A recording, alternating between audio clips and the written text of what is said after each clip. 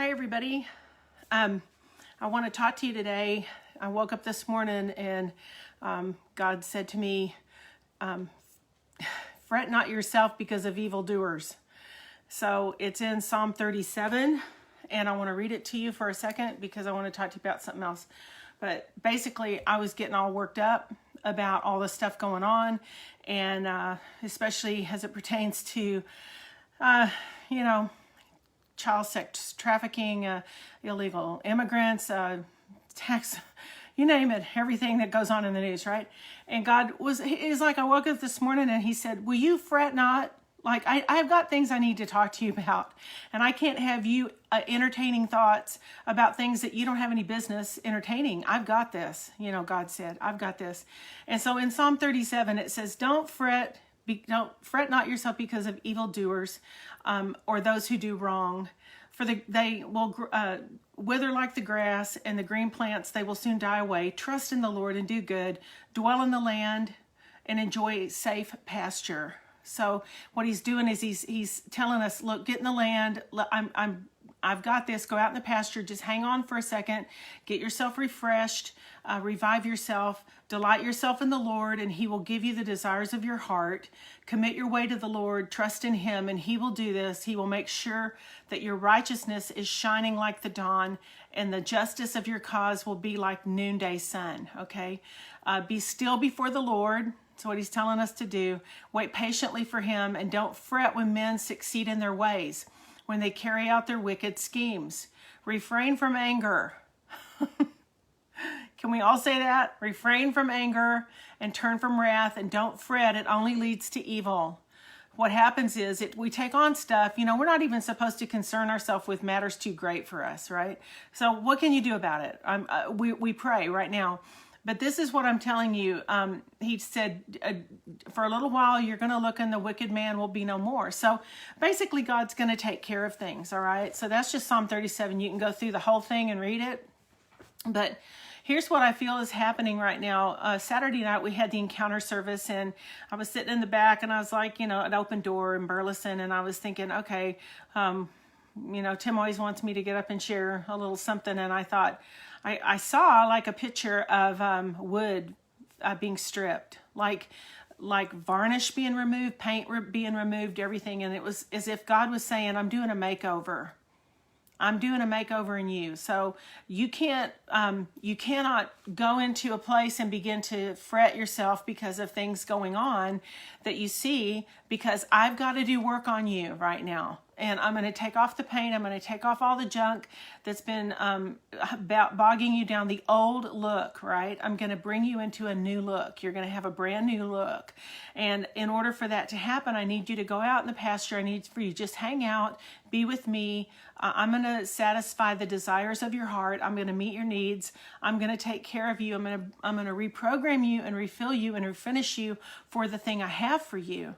And so I really had to take note of that because we've invested, my teams, our outreach teams, we've invested in the sex industry, going in and reaching young girls and reaching people who have gotten into this thing, that's so destructive for their life. So when I see things going on that just champion that type of lifestyle or anything, I just go into a spin because I want to be in there. I want to get a hold of them, and I want to shake them and go, you're not made for this. This is not what you're made for. So, but in the meantime, God's going, I've got to readjust you. I have to refashion you in a way because I've got something else for you to do. It'll be along those lines, but I believe that God's getting us ready for something we haven't done. It's all new. It's all brand new stuff. So, we now get to delight ourselves in the Lord. That's where our joy is going to come from. The joy of the Lord is our strength, and in his presence is fullness of joy. So you can have that. We can have that when we don't concern ourselves with matters that are too great for us. Everything that's happened in the last little bit has taken us all by surprise. I mean, it's not like a secret, but God's saying, I've got some things while this is happening. I'll take care of that if you take care of this. And so basically what he's asking us to do now is he's wanting us to get away with him, be still, wait on him, let him take the varnish, the paint, all the old stuff off of us. It's kind of like a new wineskin for new wine. Okay, he's got to remove from us past things, heavy things, things that we've been packing around, things that we've been holding on to, or we've been taking with us, because he's gonna take that stuff off of us so that we're able to do this new assignment. It's a whole new thing. And I have to let go of a lot of things. I can't fret myself, and I was. And I don't think I'm alone. I feel like that God is going to turn all things. He says God is always turning all things together for good, right? And anything Satan means for evil, God said, I will turn it for good. So he's got bigger ways of dealing. I mean, he's not moved. He's not like shaken by the things that are happening. But what happens is we're shaken. We're the ones that are shaken. But God is the one who's saying, don't be shaken by what I'm doing. Allow me to do what I need to do in you so that you're ready for the next season that we're coming into. So, I wanted to park that at your door. There's also a scripture in Proverbs, and I haven't looked it up, but it says that open rebuke is better than secret love. And so when God is teaching us, or he's rebuking us, or he's getting a hold of things that make us uncomfortable, that make us, or maybe we see things and we need to have an honest discussion with someone in love about some things that we see are happening, it says that open rebuke is better than secret love. So if there's some issues or things that you need to address, or you need to address that God's addressing in us, or that we need to address with someone else, we always do it in love with a redemptive end, but we also don't hold back. We need to be able to discuss these things. Otherwise, they become like a little cancer cell, and they'll start to fester, and it'll start to spread, and it will actually take your joy away, right? So we're in process.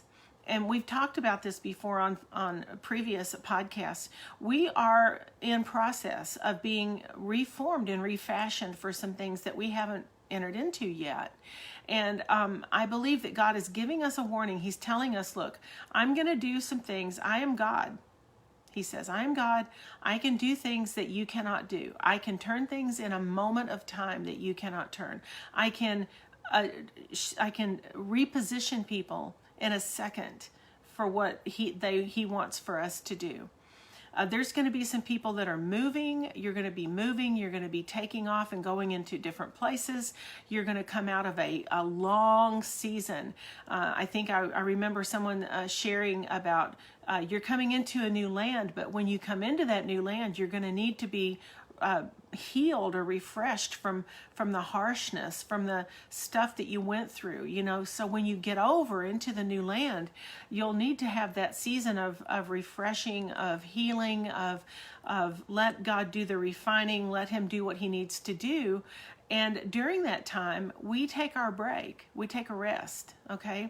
And just don't worry about so much, because you can't do anything about it anyway. If it's your assignment, that's one thing. But if he's not asking us to do anything at this moment, we just need to let him do it. And we need to stay before him. We need to be positioned before him. It says, get in front of me, stay in front of me. Let me just revive you. Let me give you new strength. Let me take off the old stuff. Let me give you what you need in order for you to advance forward when those doors open up. So I want to encourage you today that God's in control, all right? That's the main thing. He is completely 100% in control. He knows exactly what he's doing. And when we do spend that time with him, and we allow ourselves to get healed and get the refining process done, then he can begin to refashion us for these new days. And during that time, we learn to hear him different. We learn to find out. It's almost like taking a spa a day, where you go in and you just let God wash over you and refresh you and make you new again and give you strength and life again, so that you're not fighting, years ago we heard that so a minister said, when you stop burning oil, you start burning wick. And so if you don't have oil, inside you, then you don't have a flame. You start burning the wick. And I think that right now God's wanting us to have oil inside of us. And so he wants to be able to get to fill us up, really, with the oil that he has to give us, to refine it, to get us where we're not striving, we're not freaking out, we're not having meltdowns, we're not stewing, we're not sleepless, we're not restless at night, we're not anxious. We're to be anxious for nothing, actually. And so that's a tough one. I mean, I'll be real honest, because I'm anxious for a lot of things, and I want a lot of things now, but he's doing a process. He's doing a refining process right now in all of us. So I want to encourage you to take a breath, take a breather. Just get before God, go out into the pasture, enjoy yourself for a few minutes, get yourself refreshed, go out where you don't have responsibilities of trying to fix the world and fix everything going on around you, and let God put oil back into us. And let's get oil so that when it is time to burn and it is time to go out, that we're ready to go, and we're not going out in weakness. We're not going out overtired. We're not going out where we're spent and we're stewing around and around, trying to make things happen. So, all right. We have a few things coming up. We've got, I've got a conversation room with Patricia King this Friday, 5 o'clock Central Time, and it is open for everyone. You can go on there, and I think we're going to have a split screen Zoom. So she's my good friend. I've known Patricia for a number of years, since the 90s actually. So we've done outreach together, we've done life together, and we're going to have good conversation on Friday, the 25th, or the 26th rather, at 5 o'clock Central Time. So you can tune in on that. Tim's got a thing called on Thursday night called Positioning Yourself for the Double Portion. If you haven't heard him teach and how he instructs on how to position yourself to hear God and to begin to access the promises that God has for us, it's very much worth your time. He's a teacher, he's a pastor, he's an intercessor, and he's really very, very good at communicating. So it's just a 2-hour course, and it's his first one. So I encourage you to sign up for that. We've also got in Mother's Day weekend on Saturday, the day before Mother's Day, at Open Door Church. Barbie Breathitt and I are going to be doing a live and in-person dream training.